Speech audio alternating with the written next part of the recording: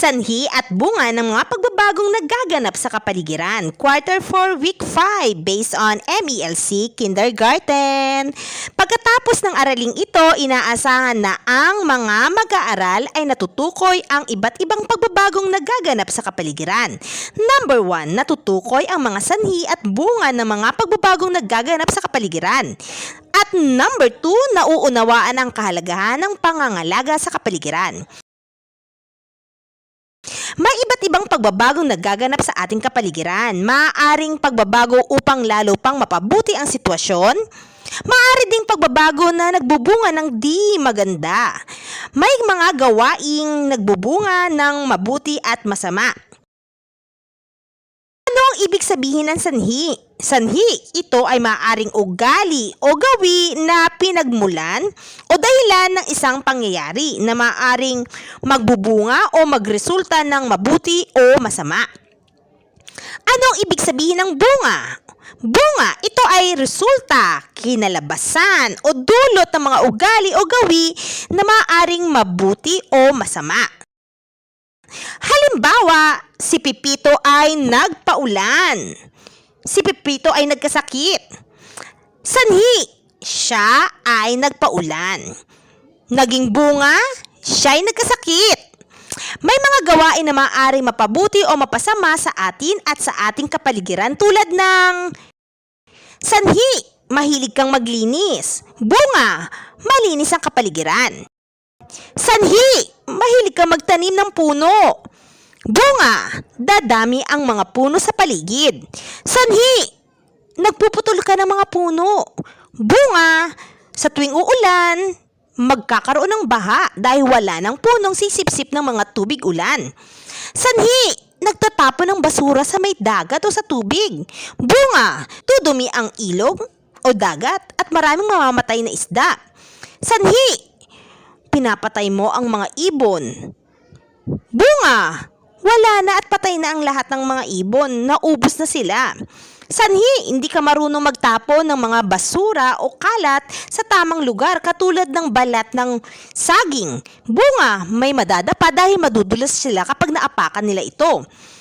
May mga gawain na maaaring mapabuti o mapasama sa atin at sa ating kapaligiran. Kaya pagsikapang piliin ang tama at nakakabuti sa atin at sa ating kapaligiran. Tara, magsanay tayo.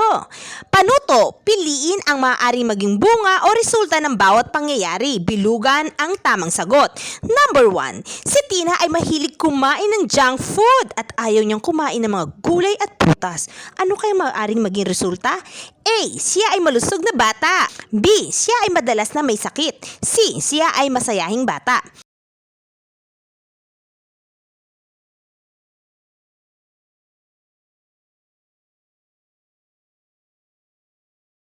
Narito ang tamang sagot.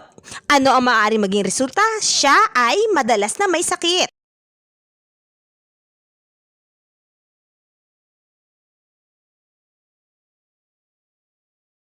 Number 2, nagtutulungan ang pamilyang Perez sa paglilinis ng kanilang buong bahay. Ano ang maaaring resulta?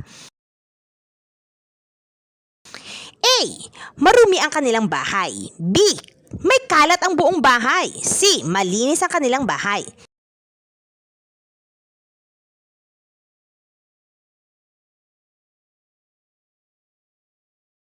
Narito ang tamang sagot. C, malinis ang kanilang bahay. Ito ang maaaring bunga ng kanilang pagtutulungan sa paglilinis ng buong bahay.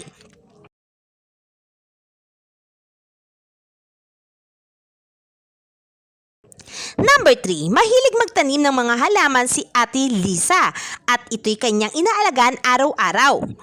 Ano ang maaaring maging resulta? A, lumalaki at namumunga ang mga halaman. B, natuyo at namatay ang mga halaman. C, inaapakan ang mga tanim. Narito ang tamang sagot. A, lumalaki at namumunga ang mga halaman dahil si Ate Lisa ay mahilig magtanim at inaalagaan niya araw-araw. Number 4, pagpuputol ng mga puno sa gubat. Ano ang maaaring maging resulta? A, masaya ang mga ibon. B, magkakaroon ng pagbaha sa tuwing umuulan. C, dadami ang mga puno sa gubat. Narito ang tamang sagot. Maaaring magkaroon ng pagbaha sa tuwing umuulan. Letter B. Kapag nagpuputol ng mga puno sa gubat, magkakaroon ng pagbaha dahil wala ng punong sisipsip ng mga tubig ulan.